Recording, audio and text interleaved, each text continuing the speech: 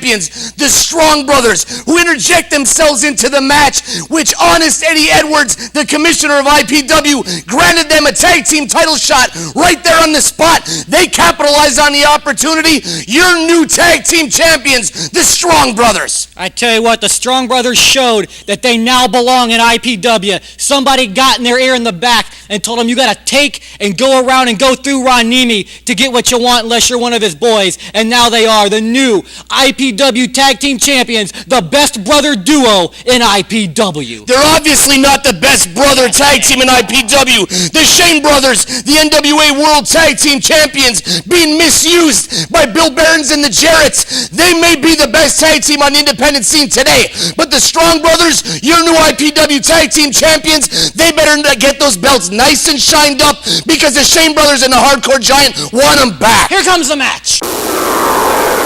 All right, Ron, this has been Tag Team Action Extraordinaire tonight here on IPW Weekly Recap, and we've got more as here come the challengers. As we said earlier, the XWF Superstars, the Kingpins. They are the city champs. They are the city champs, but XWF Superstars? Is that something you'd actually want to have on your resume?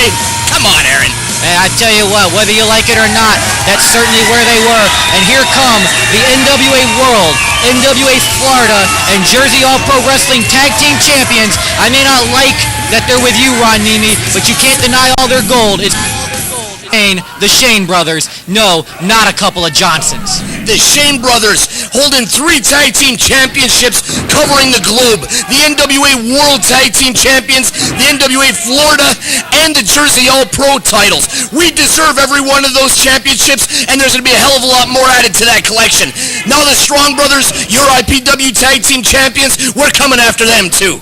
All right, Ron, the Strong Brothers seem to want you guys as bad as you want them, and that should be some great brothers versus brothers action. Not since we saw the Briscoes versus Mike Graham and Steve Kern have we seen 2 teams of brothers going at it so hard. I don't even want to try to piggyback that ridiculous comparison. The Shane Brothers takes any old school tag team and they blow them out of the water. The strength, the power, the athletic ability, and the intestinal fortitude, if you will, that they possess is unparalleled in this business. Well, I tell you what, Ron Niemi, I was testing you there. Mike Graham and Steve Kern aren't brothers. You can be really stupid sometimes. As a matter of fact, they are brothers. You haven't even checked into your old family history line deal. Mike Graham, Steve Kern, both actually illegitimate sons of Pac Sung. Well, I had heard that rumor, but I thought that it was all rumor, but I guess not. And here we see right now in the ring, one of the Shane Brothers. You all know by now I can't tell the difference, and it doesn't really matter because they're both 2 big, beefy, great, talented wrestlers in the ring. Whichever guy is in there is going to be laying a hurting on you. And right now the one that's in there, Mike, Todd, I don't even know. He's laying into the Kingpins right now. That's Todd Shane, taking it to Schaefer of the Kingpins, one half of the city champs as they claim to be. The Kingpins can't seem to make up their mind. Are they fan favorites? Are they heels? You see right there, Price takes a knee from the outside of the ring and drives it into the small of the back. And I use the term very loosely because there's nothing small about the back of Todd Shane. I tell you what, you say they want to be heels, they want to be baby faces. Right now, this doesn't matter, Ron Niemi. What they want to be are the tag team champions of the world. You can't come into the ring wearing bowling shoes that you rented for 50 cents from the local bowler. That is actually a good deal. But you can't wear it into the ring when you're going against the Shane Brothers. You got to come in geared up, ready for action. Price absolutely levels them with a wicked clothesline, and the Mud Baby Star Stevens looks on, completely ripped out of his mind, and says, "This here's one good wrestling match." Amazingly, Ron, as much as I hate to agree with you, I have to tell everybody, he did actually say that. Now, the Shane Brothers have been getting misused by a so-called new national promotion, being paraded around dressed up as a couple of dildos and being called the Johnsons. They've still been stealing the show. Their gimmick is barely an upgrade from the 1970s version of the Assassins. They might as well be Dr. X and Dr. X Jr. because the truth is, that company is supposedly big time. They supposedly got money. At least the XWF knew how to use the Shane Brothers, putting them over on all the slugs that they were in the ring with. Oh, now that you're talking about the Shane Brothers, the XWF was some great organization worthy of talking about. When I refer to the Kingpins, you make jokes. Jimmy Hart will not be happy. My good friend Jimmy Hart from the XWF. You know, we go way back, Aaron. It reminds me... Yeah, a few months. Well, we're good guys. When you need something, you know who to come to. You come to the WrestlePlex. Ron Niemi, he's been known to do many favors, and in the case of Missy Hyatt, there happen to be sexual favors from time to time. Yes, I heard that's how the whole NWA Wildside feud started. You doing favors for Bill Behrens, not sure about that rumor or not. Wait 1 second. That underwear sniffer, Bill Behrens, has got nothing to do with Ron Niemi. And you see, you got to give the Kingpins credit. There's not too many teams that can go polar for polar with the Shane brothers. Todd Shane is in there taking all the heat from Price. Mike is just out there getting all geared up, getting all juiced up and ready to go. And once again, don't use the term like I did, juiced up. The Shane brothers get a little excited, brother. Yeah, they sure do. Let me tell you something, Ron Niemi. I'm going to have to put on my investigative hat and go talk to some people. I am the best investigative reporter in wrestling this side of Mike Tenay. I've got to find out, is that really Joe Price's illegitimate son as part of this tag team? Absolutely not. No, you see, there's the miscue. There's the miscalculation. Schaefer absolutely runs himself shoulder first right into the ring post, and Price gets leveled by a huge suplex, and there's Mike saying, let me get in the ring. I've been out here catching with... That's not Michael Shane. No, that's Mike Shane, not Michael Shane. All right, and Mike just leveling everybody, and the Kingpins can barely get out of their own way there. Both guys down the middle of the ring. Once again, Ron Niemi, I may not like it, but I call it like it is in the ring, and the Shane brothers now firmly in control of this match. You bring up Michael Shane. Truth is, the Shane brothers are in the ring right now with the Kingpins, but there's been a huge dream match that has been being begged for by the fans of IPW. They want Mike and Todd Shane to take on Michael Shane and Michael Todd. Yes, Ron, and from what I understand, it's just so that they can hear you and I call the match like we always do. We'll build as the announcer's dream match here at the WrestlePlex. Mike Shane hooks Price, gets thrown into the turnbuckle. Here comes Price firing in on him. Who's got the balls to get in the face of the Shane brothers and take it to him just like that? But I'm sorry, bro. That's where you got hooked for the backslide, and he's still countering him. But up he goes. That's gonna be it. Hit him. Come on, cover him, bro. 1, 2, 3. I love the Mud Baby Star Stevens. I love this guy. Yeah, you love him when your guys win. I tell you what, fans, still your Triple Crown Tag Team Champions, whatever you want to call them, Mike and Todd Shane, and there they are in the ring with Ron Niemi. I tell you what, fans, you won't see him on NWA, but you see him here every week. We'll be...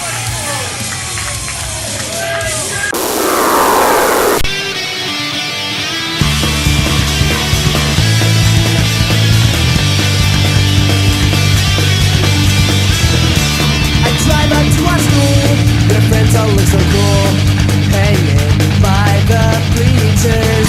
Your friends all stop and stare at my spiky hair and at my punk rock t-shirt. You are the girl for me, only you can see me. Your eyes are not open, 'cause I am one of a kind, and you'll never find a guy who will love you more. I see you in the hall, I trip and then I fall, and you just stand there laughing.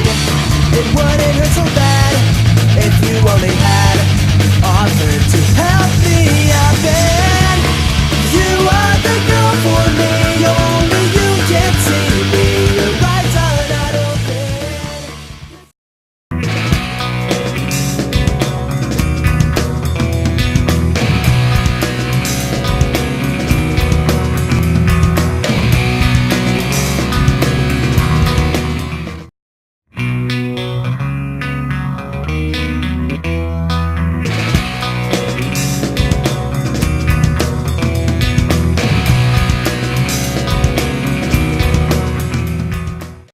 Last month, the National Wrestling Alliance unleashed TNA, Total Non-Stop Action. And now the saga continues with world-class superstars, including the one and only Scott Hall, former world champion Jeff Jarrett, the world's most dangerous man, Ken Shamrock, hardcore midget mayhem, and feel the heat from the TNA girls. Every Wednesday night at 8, TNA, Total Non-Stop Action. Wednesdays will never be the same.